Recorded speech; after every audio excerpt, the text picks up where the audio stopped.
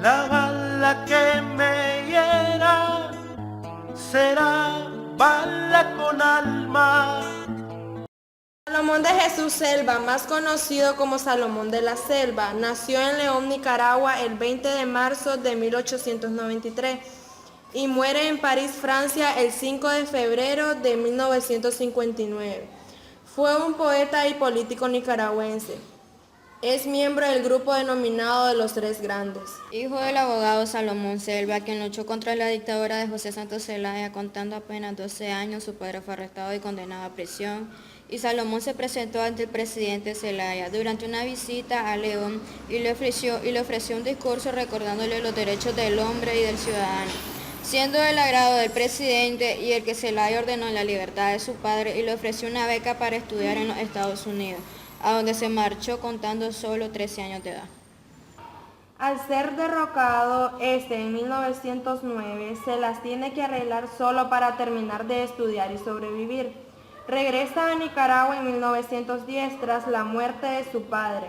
Estudia Derecho en la Universidad de León y posteriormente regresa a Estados Unidos. A los 22 años ya es profesor de literatura en la Universidad de Cornell. Establece contactos con artistas intelectuales norteamericanos. Es decisiva su relación con la poetisa Edna Millay, quien lo induce al estudio del griego y de los poetas clásicos.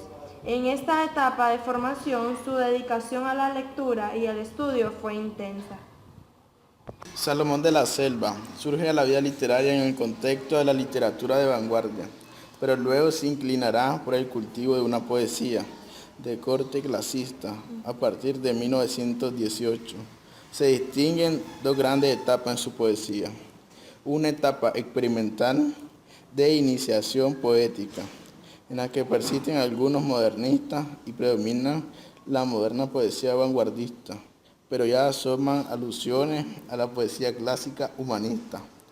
Las obras de este periodo son El soldado desconocido, 1922, es su primera obra importante escrita en español, al igual que Tropical Tone. Este libro recoge mucha influencia del vanguardismo norteamericano.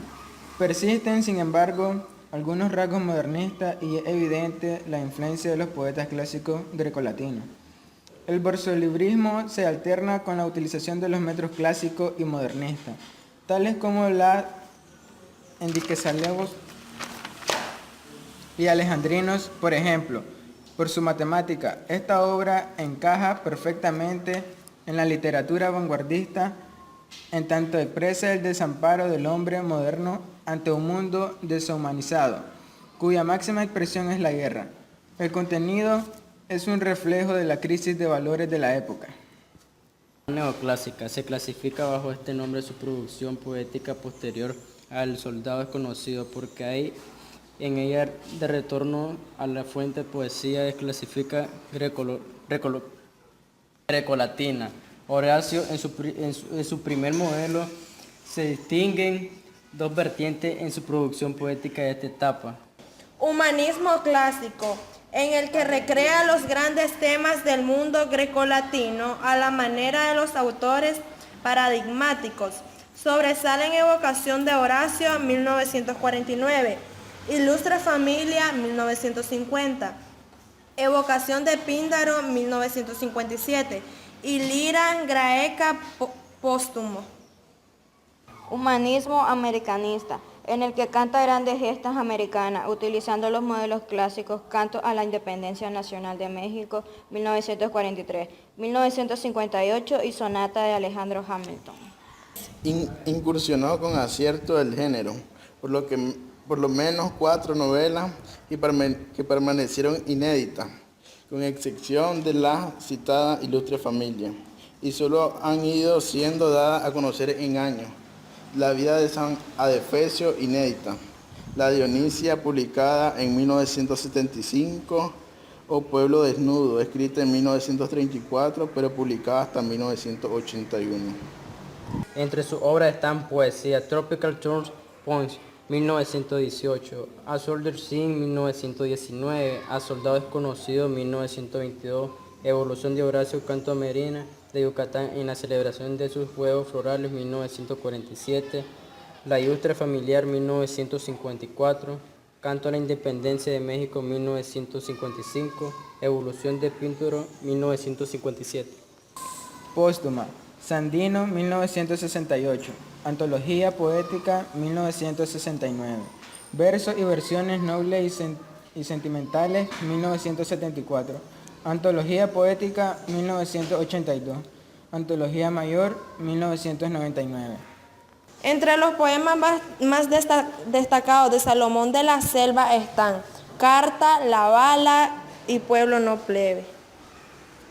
Pueblo no plebe es el poema de Salomón de la Selva. Nos expresa sus sentimientos acerca de la libertad del humano. Claramente se entiende que él no quiere que la gente camine la vida como borregos, siguiendo lo que nos dicen los políticos. Quiere que en la vida haya alegría, que los niños tengan una infancia tranquila. Al mismo tiempo, directamente le dice a los políticos que ellos tienen la responsabilidad de gobernar bien, ya que nuestra patria es madre de la sociedad. La independencia fue para que hubiese pueblo, y no mugrosa plebe. Hombres no borregos de desfiles, para que hubiese ciudadanos, para que el júbilo goce de infancia en decencia de hogares sin miseria, para que abunden los jardines de recreo, infantiles, y los juguetes, y mejores que las flores, y más bulliciosos que los pájaros, más dulces que las frutas. Crezcan los niños y maduren en salud y alegría que el Estado los ampare, y el buen gobernante garantice, porque la patria antes de todo es madre. Sondear tu pensamiento